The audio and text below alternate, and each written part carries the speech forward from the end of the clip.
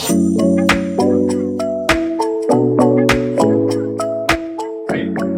Welcome, everyone. Know Your Game podcast. I'm excited. We have another special guest today, Devin LaPlume from All Systems Go. Devin, how you doing? Good, man. Happy to be here. Thanks for having me. Wonderful. Now, a lot of you watching this are somewhat familiar with Devin, especially if you attended our conference in Vegas earlier this year. We had great feedback on what Devin presented. We didn't quite have the turnout we were hoping for. And so that prompted us to kind of have this podcast today. So to basically spread the gossip, the message of esports and having esports in your facility, even if you've never contemplated doing this, we feel that it's a very compelling topic and something that would be of great interest to our facility member operator base. So Devin, before we get into that, could you give us just a quick intro, who you are, what you do, a little bit about All Systems Go, and yeah, what got you into this? Yeah. So, I mean, just first, what the company is. So it's All Systems Go Enterprises is the main company. It's the umbrella, and then under that, we started additional companies. So we have ASG, the facility. That's our home base. Our first facility that we opened in Worcester. That's Central Massachusetts. We opened that 2 years now. We just hit our 2-year mark a couple weeks ago. Very happy about that. So we own and operate that facility. We're interested in moving forward and operating facilities for other companies, if not opening up additional locations. And then we started ASG Connect, which is a recruitment platform that helps high school students get scholarships for esports to go to college, which is very helpful. And our third company is ASG Consulting, which you can see the sign kind of over my shoulder here. It's not lit up. I'm waiting on a dimmer to come in for it. It's too bright. But ASG Consulting, we do a plethora of different things, whether that's helping college esports programs grow, build facilities, again, that managing facility side of thing kind of bleeds over into this, and also contracts, whether that's licensing deals for partnerships and sponsorships for these programs, or even sports companies and these facilities is kind of where those conversations have gone. So first, I think people always want to do, it's got to be clear, the esports, right, is capital E in sports, and it's all one word. People now want to do the capital E with a dash. Yeah. Yeah, the all lowercase. It's a capital E. And I don't even think there's some semblance in the industry. People are still debating that. So, but what is esports? It's just competitive gaming, and I think too often people are trying to compare it to sports and size it up against sports, but it's not traditional sports. It's different, right? This is video games. It's the future of competition online, right? This eventually will cross over into virtual reality, but it's the things that people have always loved since they were going to the arcade and fighting each other with the buttons and the sticks on Street Fighter on the old school machines, and then that's crossed over and just developed over the years. So this is the biggest and the best of competitive gaming, basically the biggest stage, the most prize pool, the most amount of investment, sponsors, partners, everything you can get from an industry. A hot wave right now, and just to touch on the growth too, esports has had a tremendous growth, and especially like you mentioned over in Asia. I think here in America, it's been a slow process, and I think because of the quick growth and the easy adoption in Asia and across areas of Europe, that a lot of companies and groups in America really want to, try and mimic that the best they can, and almost want to tell the same story as if it is spreading and developing as quickly in America as it was over there, but it's not. It's been a slow burn in the United States, and it really needs to continue to be built up. But as far as the colleges, yeah, I think the trend right now amongst a lot of college programs that have chosen to embrace esports, and again, they're doing that for, I think, another method of recruitment, right? It's another tool for them to get, higher enrollment, hit those numbers. So they're leaning into esports for those reasons, which sometimes isn't the best. And a lot of them are, using obviously scholarship as a tool, as a bargaining chip with these students to convince them to come to their program, right?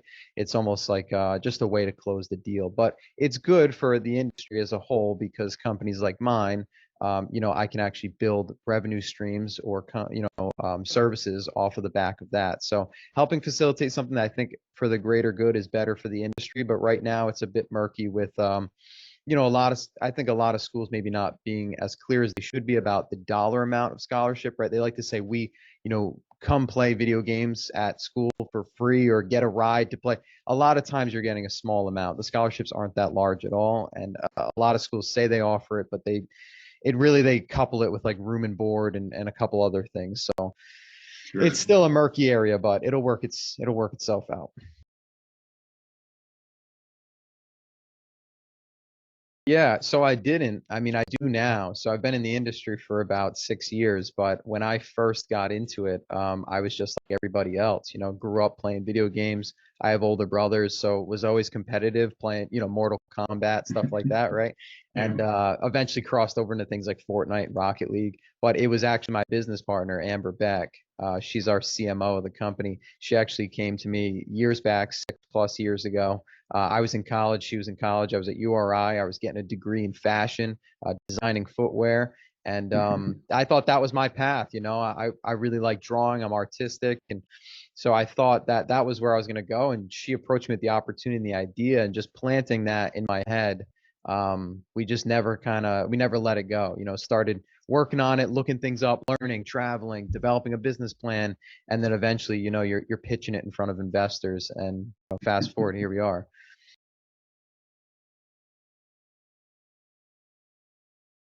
You're right. I mean, they are skeptical and they have good reason to be skeptical. If I'm a sports facility owner, operator, I'm absolutely skeptical of the esports space, but I'm skeptical with intrigue because there is something happening, but it's not clear what way it's going to go yet, right? I think there's a lot of proving to be done within the industry of, is this here to stay? I believe it is. That's why I'm in it. But I think on their side, there is a lot of concern. So, well, I mean, I wouldn't even want to talk about money first, right? Because if I was to talk to a facility owner about it, and I've talked to some of them now, especially coming to your conference, money is last, right? It's like, I think the most important thing is there a good strategy for this to work in your space? And that's the problem, right? Like a lot of these, and I've talked to some of the facility owners, unfortunately, that kind of did jump to how much is it for me, because there's so much intrigue, and this goes back to years ago with investors in the space of esports as a whole, where there's so much intrigue and excitement in a new industry. I mean, look at VR right now. I think everyone's trying to throw some money there. Or what's the other hot thing right now everyone's throwing money at? I mean, it was crypto just a year ago, like new ways and new coins for crypto. And there's always something that it's AI right now, right? All the chat GPT and things. Everyone wants to throw money at that right now. So esports was that a few years ago, and sports facility operators, rightfully so, like I said, are intrigued. But I would put money aside, and I think it's about strategy. And some of the facility owners, operators I've talked to, they've actually gone ahead and already made this investment. And like I said, they jumped to, how much does it cost? How can I put this into my facility? And then when they pulled that trigger and they didn't have an actual plan for it, they're stuck basically holding the bag, right? They have a facility and they don't exactly know why they have it. They basically have a glorified computer lab inside a sports complex and no one goes there. And that's not shocking to me. I think if you said that to anyone from an outside perspective, it makes a lot of sense. They'd say, hey, why the hell are you putting a bunch of computers in a place where kids come to play sports? So, and what's so crazy about this moment in the industry, in the sports industry, and this whole intersection of these two, which I think there is a place for the two to intersect, is that it hasn't been done yet, and it hasn't been done right. So we're actually at a moment where I don't think anyone has the answer or even the template. A lot of times, if you build a new business model, you can go out and look for that blueprint and then model your business after that and improve upon it, right? Where it's, I would challenge someone to go out and find me a sports complex that has a booming, successful esports facility inside. It probably doesn't exist. So the intersection has to be somewhere between where this industry is lacking, and that's the development of skills and talents, coaching, and a pipeline through high school into college esports, into potentially the professional scene, or more popular is a career, in the esports industry, tech, broadcasting, commentary industry. So I know this is long-winded, but Going back, it just what I've told some of these facility operators is to have a plan, and through that plan, there needs to be streaming capabilities, commentary, broadcast. That's a big part of esports, and it's a big part of opportunity for the students and the children, kids that you have involved in actually learning additional skills that is outside of gaming. That's so much of what esports is the bubble around it that actually makes it a product worth anything. It's not just the player in the seat. Yes, they're, the LeBron James on the court, but it's all of those things like you said around it. Not only amenities, but it's the broadcasters, it's the sounds, right? It's the people in the booth, it's the people running the digital signage, and it's the environment itself. And that's where a lot of these kids that grow up going through this esports pipeline, that's where they're going to find themselves, right? They're not going to find themselves being on the court. Because let's be real, right? Out of all the kids that they can travel the country playing basketball growing up. Odds are they're probably not going to be in the NBA, right? You have to have this massive wingspan. You have to start with features that you can't even pick yourself, and then going through this whole process, basically a lottery pick. It's literally comes down to a lottery pick. So I know all that was long-winded, but I would say I would put money aside. I think there's a larger conversation. Put the IT on hold, not your biggest concern, because they're not going to. Yes, you could make the argument that if your equipment goes bad, that by them fixing it, they would, protect your revenue stream and help you increase revenue. But realistically, you're not going to have any revenue if you don't have that person that's going to be driving the revenue. So I would say your first most important person for a facility, if you're going to make this integration, is technically almost the same position as like a college program has, which is going to be an esports director or an esports, whatever, CEO of esports, whatever you want to call this person. But you need a person that is somewhat educated. I mean, not even somewhat, I'd say educated on the industry. They know what's happening, right? They're on LinkedIn, they're on Twitter, they're seeing what's happening all over the industry. They have a good understanding of the landscape, and they know that, okay, we need to be going in this direction, right? And this is how we're going to do it. So, and not to mention, they need to be aggressive, and they need to be able to pick up the phone. They need to be able to shoot emails and text messages. It's a 24/7 job because they're going to be growing something that, like I said, isn't even built yet. So you need awareness of what's going on, and again, how we're going to get somewhere. Yeah, so first I just want to address what is the opportunity, because I feel like we haven't even I've danced around, I guess, what they shouldn't be doing and what they should do, but what exactly is the idea for how this can be successful? And like I said, I think that's the pipeline that doesn't exist. And what we've seen so much in traditional sports, to relate it to their world, is travel basketball teams and travel baseball teams. And I think a lot of the kids that are coming to these sports facilities, and correct me if I'm wrong, are kids that they're not playing for a high school team. They're in a different league, right? They're in a separate league from the high school team. And that's to gain additional skills and development outside of what high school can offer. And then be, in front of a broader audience or a different group of people, right? All the time. So I think this is the same opportunity for them within esports. So they need to approach it as, I think a lot of sports clubs have done this, where they've adopted a soccer team or built their own soccer team to contribute to a soccer league amongst the facilities. They need to do that for esports. So if I'm going to build an esports facility, I'm not building it for the general customer that's walking in. I'm basically building a practice training facility to build my own team, my own club team with the youth that is in my surrounding area, in collaboration with the college programs and the high school programs, get those students and build up a good enough team or a good enough, system, boot camp system, training, coach, everything, right? Through your director that you have at your facility, grow that team. And then now with the other facilities that hopefully jump on board, right, because they can see the same vision, you can then create a league or a company like mine. And this is kind of what I'm trying to help facilitate now that I've seen this, because I can see the picture of it, is that, I'll run the league, or I can help organize, because I understand all of these facilities don't understand necessarily what it needs to look like, or they're not in esports. So I think with the help of a third party, an esports company, bringing together these facilities into club teams and creating a league, I think they can have real success there, because, then you're going to make the money through, winning, obviously, competitions within the league, sponsors and partners that want to, promote your club team because they see the success of it. And you say, well, how do they see success of the club team? What is in it for the success of the club team? It's to get the kids that play in your club team to actually get recruited to a college for esports. So you can say, hey, I just had 3 kids get recruited to UConn to go play Valorant. And that now makes your club team look better, makes your facility look better, which means more kids want to come and practice and train and pay for a summer camp or a lesson at your club team because it's proven success at taking you to the next level. So I think that's the whole synopsis of what they need to be focused on. Everything else, if you think people are going to walk in, sit down, pay you money, you're going to make a ton of, it's not. It doesn't work. Right. And there's examples of that too, where you can see it's not going to work.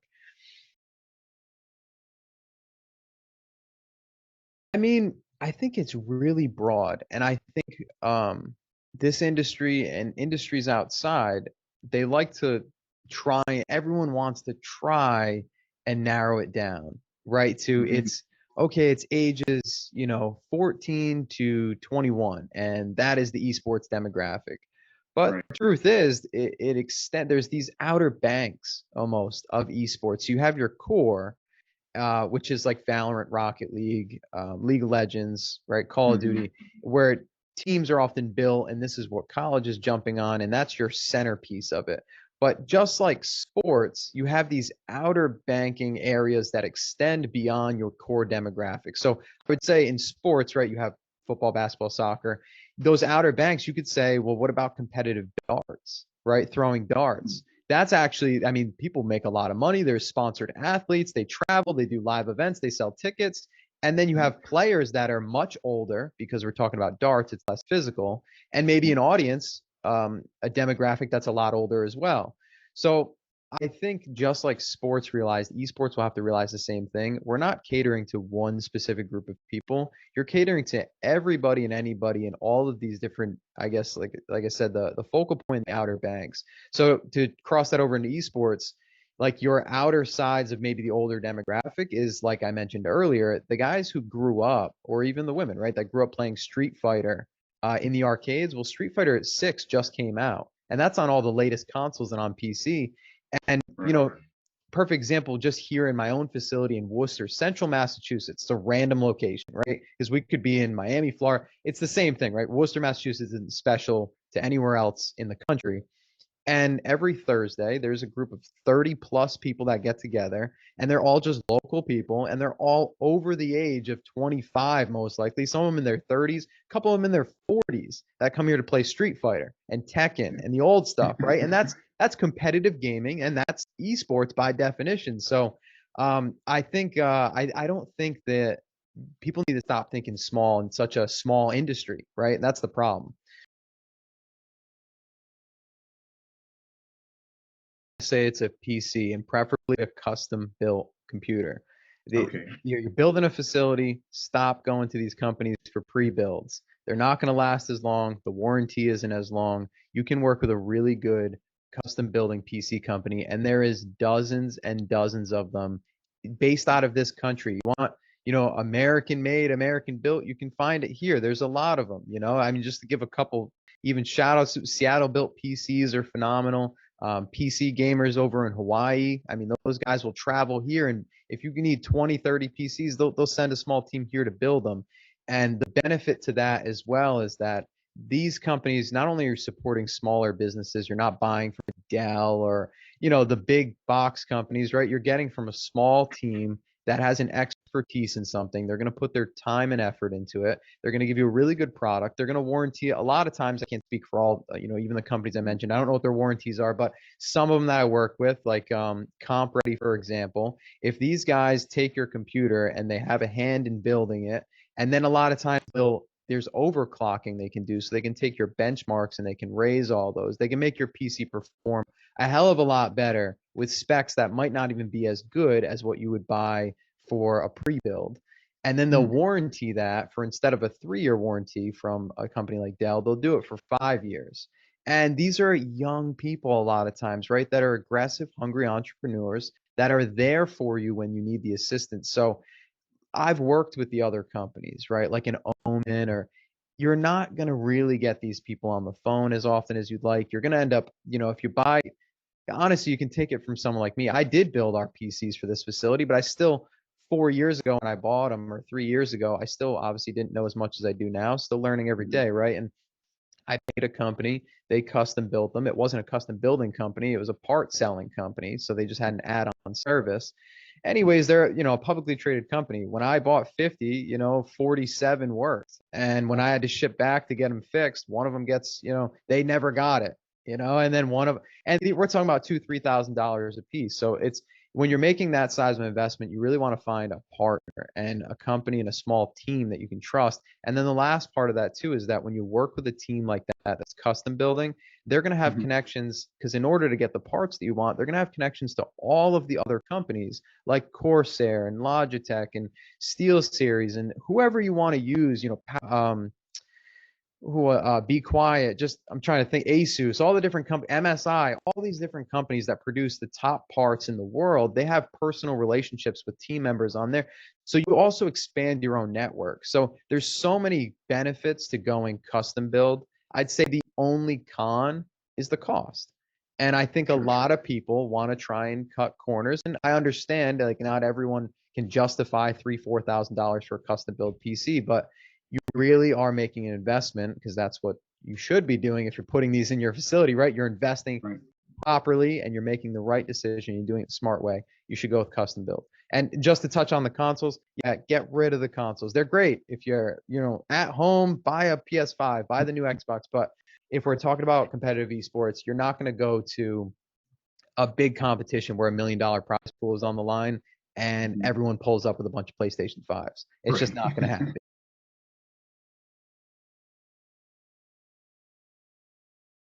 So this facility is 6,200 square feet, like I said, located in Worcester, central Massachusetts. It's down a side street. It's actually, you wouldn't think it is what it is on the inside from the outside, and I actually love that part about it. But when you walk in, there's a really nice front desk setup. We have in the back corner, you can see it as soon as you walk in the door. It's a 20 by 8 foot LED wall. We went with professional lighting. We hired a great AV company. We have wireless microphones, a whole can't think of the word, an audio system. I can't think of what is it called? Man, whatever. But control room, production room. We have a commentary room that we just built out. I'm actually sitting in there now. Like I said, we built 50 custom build PCs, full service bar. So we do have the amenities, full service bar, espresso bar. We have a kitchen where we have a brick oven, and the amenities around it obviously are your revenue drivers. And a lot of people love to ask, especially from the sports facility industry, because there's a whole pickleball thing that went down, right? And I think we kind of talked about this before. And I guess a lot of it was that the pickleball was there, but that was such a small percentage of what the revenue was. So it was showing like people are really coming and spending money on everything else. They don't really care about the pickleball. It's just an attractive piece. Where esports, with the way we've done it in our facility, the gaming is still over 50% of our total revenue. So the amenities are there just to add additional revenue, and you need it. You absolutely need it. But just to cap it off, the thing that we've done, I mean, we've done so many different things, and I think your traditional facilities in the United States have done, but it's really being able to cater to everybody, all different times of the day and all different types of events, and not locking yourself into one thing, and definitely not trying to rest on the fact that we can unlock the door every day, and that, people from, like you said, will walk in off the street and want to sit down and kill a couple hours. You have to do a lot of different things, work with a lot of companies, work with a lot of programs. It's a lot. I think we take in probably 8, 9 plus different revenue streams, from all the different things we do.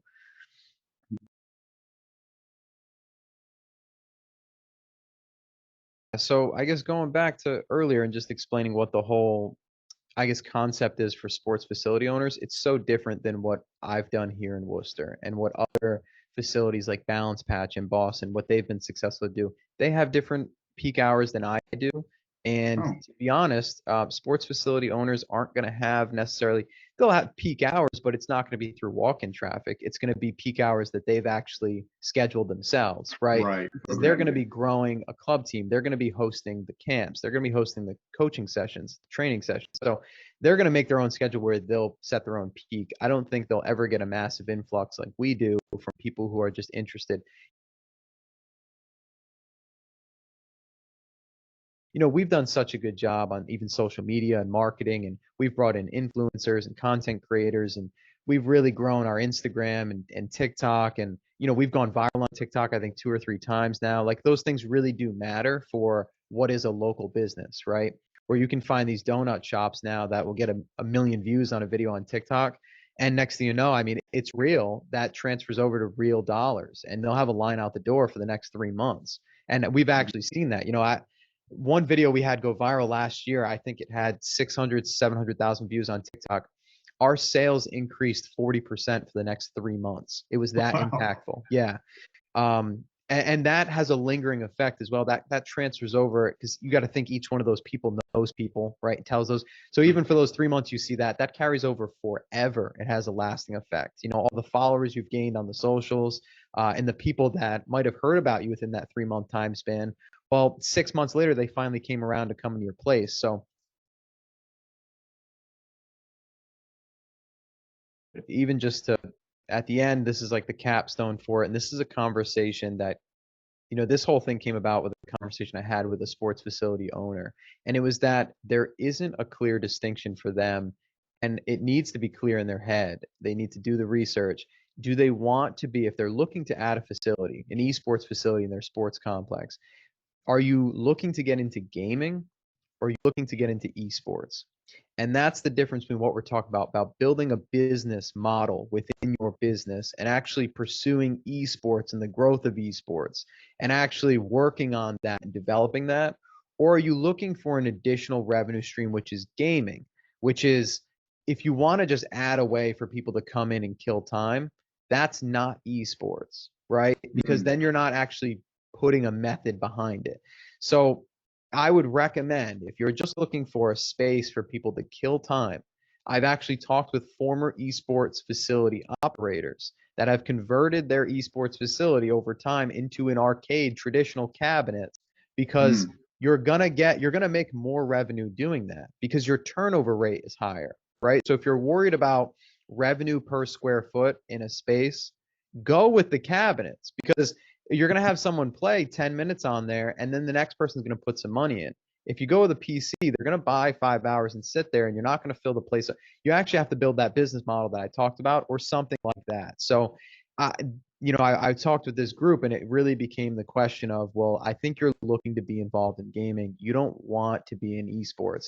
And you can say, well, I don't want to be in esports, but I'd love to have that element in my facility and for someone to do that.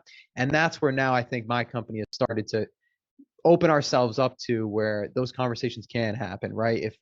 If they want to move into esports and we know how to do that, we can work something to where we'll do the esports for you then, right? And you can own that portion of it, But I think that's important, and just to even one step higher so you can even see the picture more. When you look at the industries, the gaming industry is significantly larger and I guess different than the esports industry, right?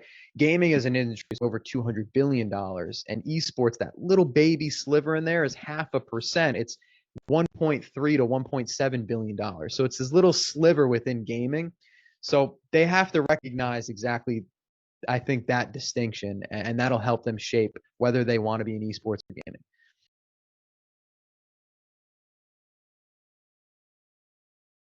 People can absolutely reach out to me directly. I'm usually like to be very transparent about that. I think my phone number is public. Granted, I have 2 phones now, which is great. So you know what I mean? Because once you put your number out there enough, it's gone. So yeah, I mean, my personal cell phone number is pretty much everywhere. It's probably on the website. My email is just my first name, Devin, Devin, at allsystemsgoma. I'm super strict about, keeping my inbox clear. So I always check it every day, all day.